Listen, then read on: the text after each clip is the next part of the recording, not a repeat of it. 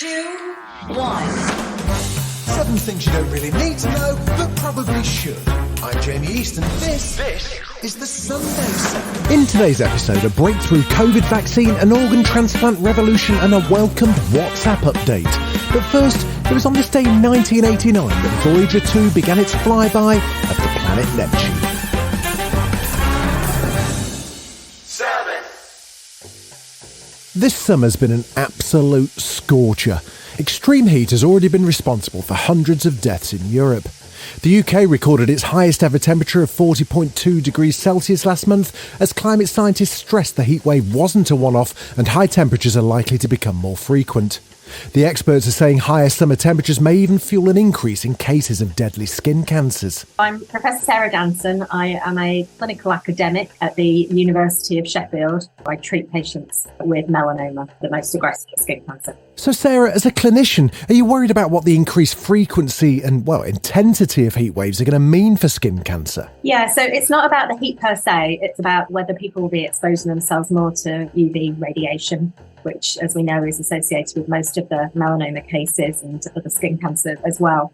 Whilst they may not be out there on the days when it's over 40 degrees C, if actually every day is a bit warmer and therefore people spend more of their days outside and with sun-seeking behaviour, then logically there's a risk that we may get more skin cancers as a result of that, as really the climate becomes more tropical. According to data from Cancer Research UK, skin cancer death rates amongst men in the UK have more than tripled since the 70s, with increases also recorded among women. But what factors are at play here? Is it just hotter summers, or could there be some behavioural changes too?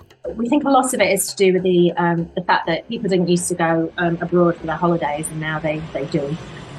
So the availability of package holidays, and people go and often make the most of the sun when they're on these package holidays, and often get sunburned. So it's about that behaviour change, and also that over those years, people started to use sunbeds and sun lamps, which of course now have many more rules associated with them and much more knowledge about them. But for several decades, that was something a lot of people were doing. So we think that there are skin cancers related to that as well. What are the signs we should be looking out for? I know about moles and stuff like that. Is it the same for all skin tones? We've all got moles, and we all develop more moles over our lifetime. If you've got a pre-existing mole that starts to change, so if you notice that it's itching or bleeding, or it's becoming more irregular, or it's got more what look like smaller moles associated with it, those are the types of things, and obviously a significant increase in size. So we say if you see that in a mole that you've already got, you should be getting that checked out. So going to your GP, asking them to have a look.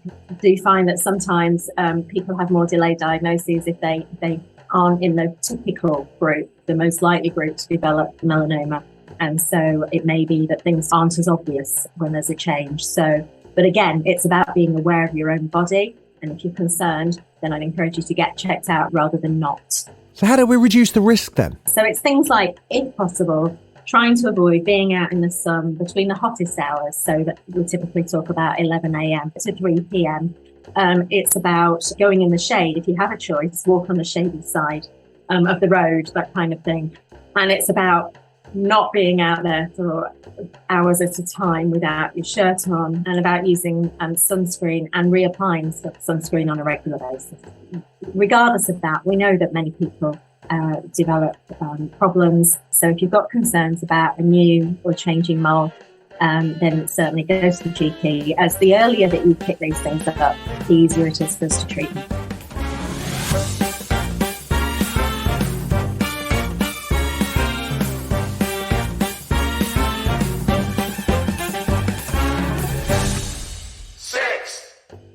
It's been called the next generation of COVID jabs. The UK is leading the way once again by becoming the first country in the world to approve a COVID-19 vaccine that targets both the original and Omicron variants of the virus. It's taken a lot of work, both from the MHRA and also within Moderna. So we're very delighted that it's been approved, and we look forward to the next steps of providing it for the British public. That was Darius Hughes, Moderna UK's general manager. They're calling it a bivalent vaccine. With its ability to target Omicron variants, it's a major step for the pharmaceutical fight, which until now had struggled to keep up with the rapidly evolving virus. It's a very busy virus. It's been mutating since its inception. And what this vaccine helps to do is it gives us another piece of armory, really, another tool in the box so that we can go after it. The medicines regulator, the MHRA, has given it the go-ahead for over 18s following trials which showed better immune responses than current boosters and with no serious side effects. Moderna's expected to roll out the jab next month, with the over 50s to be offered the booster first. Still to come on the Sunday 7, a mysterious fish die-off and a transplant breakthrough.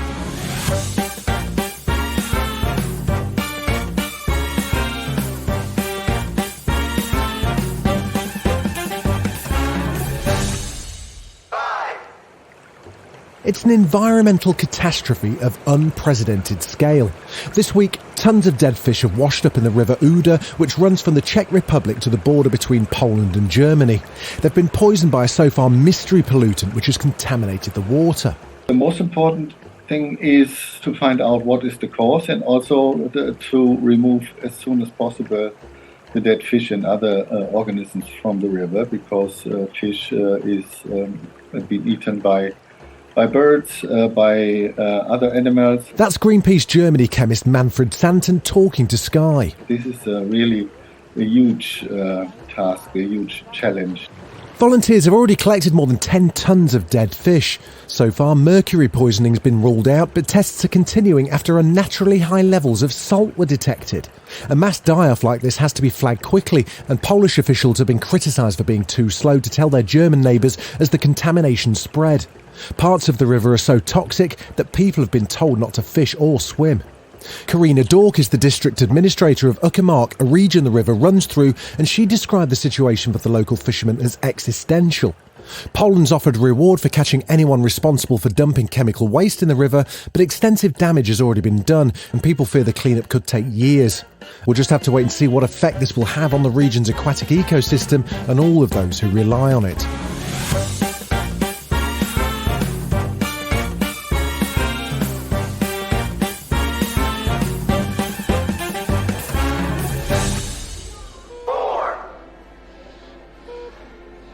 This is a medical breakthrough. Researchers at the University of Cambridge have successfully altered the blood type of 3 donor kidneys in a game-changing discovery that could significantly improve the chances of patients waiting for a transplant finding a match. This development could increase the supply of kidneys available, particularly within minority ethnic groups who are less likely to find a match. A kidney from someone with blood type A can't be transplanted to someone with blood type B, nor the other way round.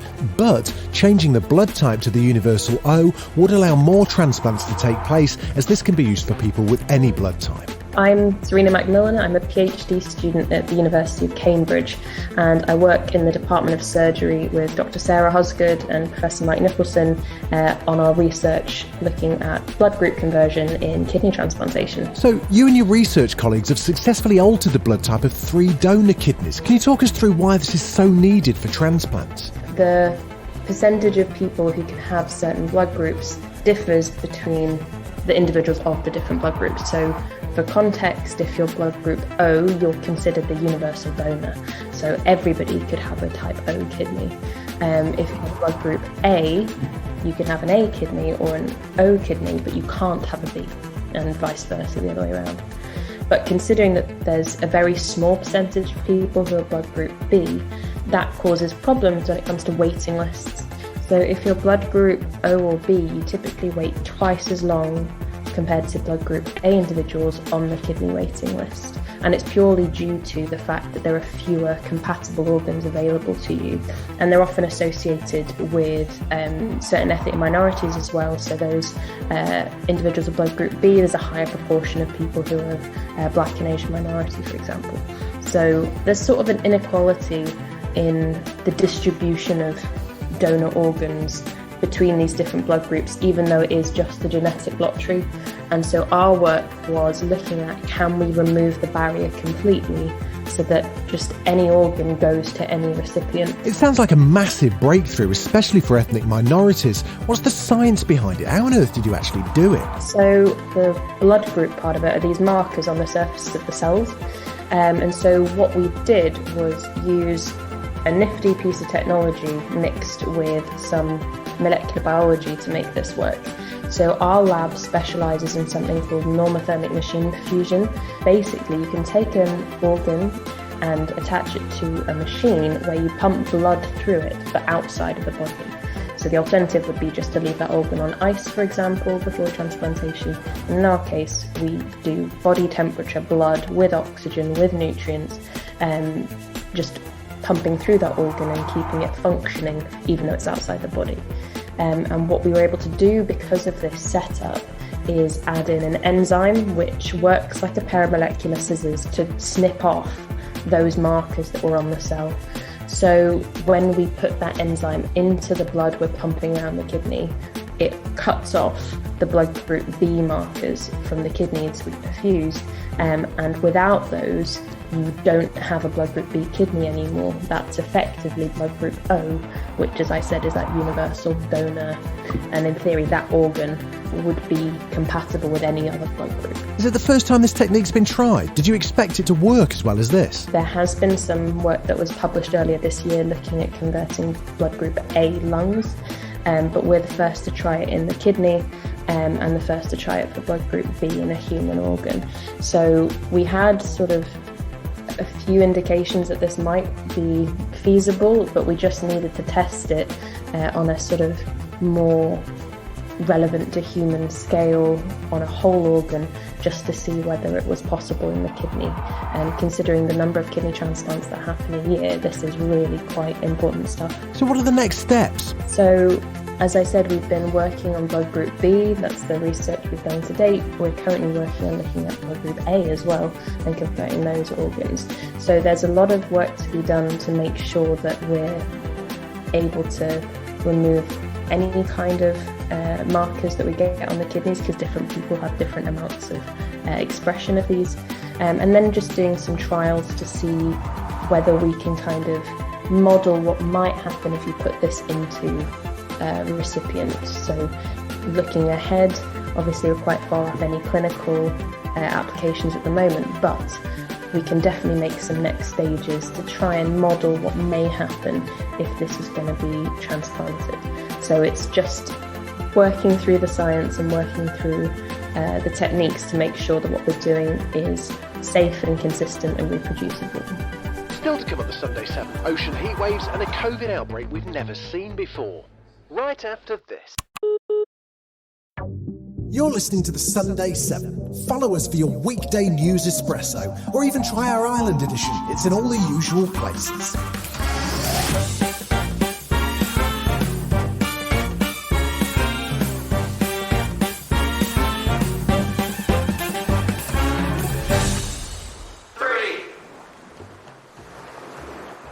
This summer has seen record high temperatures around the world, but the damaging effects of heat don't stop at the water's edge.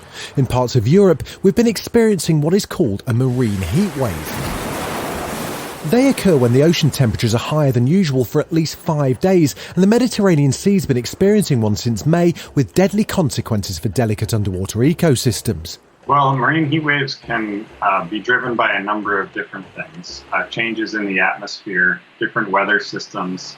You can get a high pressure system in the atmosphere that reduces winds and mixing in the ocean, for example. So they do occur naturally and can happen for a number of different reasons. That's Michael Jackox, an oceanographer with the National Oceanic and Atmospheric Administration, speaking with PBS. Even if these things happen naturally, you now have them occurring on the backdrop of a warmer ocean. So if the ocean warms by 1 degree, then a 3-degree heat wave is now 4 degrees.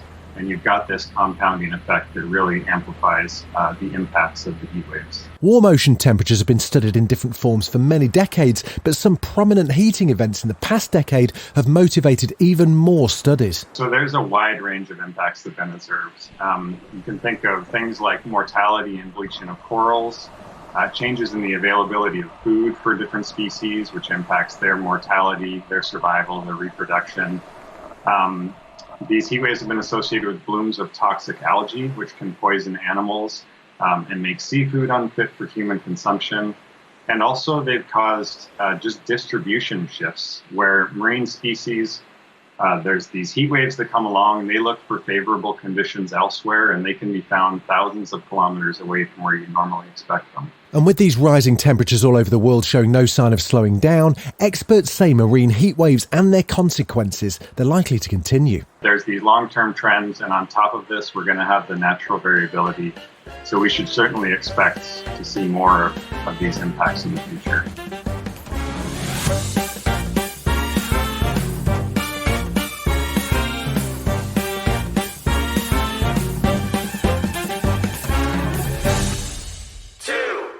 As a remote nation in the Pacific, the Marshall Islands have been almost completely spared from COVID-19, registering just a handful of cases throughout the pandemic.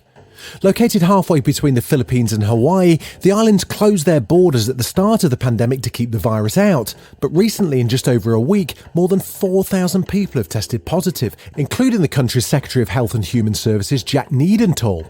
He spoke to BBC News about how the islands managed to keep the virus at bay for so long. We had very strict protocols, quarantine, strict monitoring quarantine for people coming in from the U.S.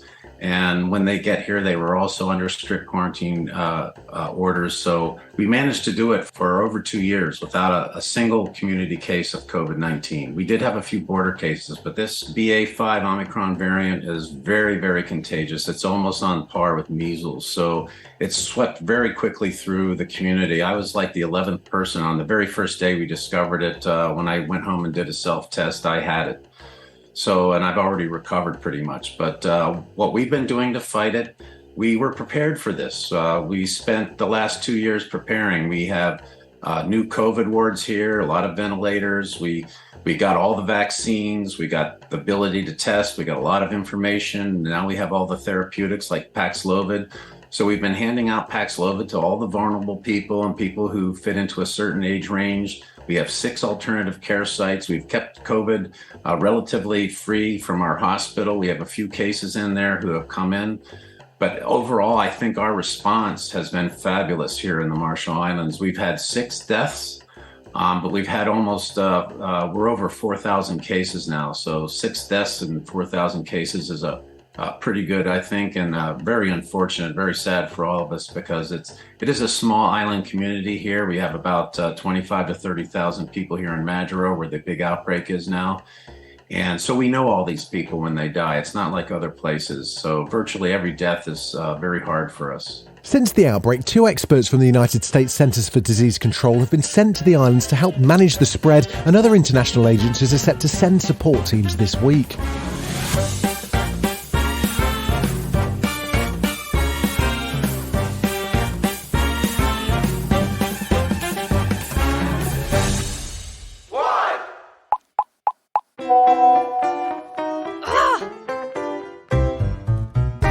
Be honest, have you ever wanted to leave a WhatsApp group chat without anyone knowing? I mean, we all have, haven't we, really? Well, you'll soon be able to do just that. And WhatsApp aren't going to send annoying notifications to everyone telling them that you've done a runner. It's part of an update to the app which includes a few new privacy features that could come in handy. Not only can you snake out of a chat guilt-free, you'll also soon be able to control who can see whether you're online. So that means no more avoiding WhatsApp as a whole when you're just trying to avoid that annoying single person. Who, me? And you'll soon be able to stop people from taking screenshots of once-viewed messages, if you catch my drift. If you like the sound of these new updates, you won't have to wait for long. The new features are being rolled out on the app throughout August. This has been the Sunday 7. Wherever you're listening, do us a favour and hit the follow button. We'll be back tomorrow at 7 a.m. with the regular Smart 7. Have a great rest of your weekend. Written, produced and published by Daft Doris.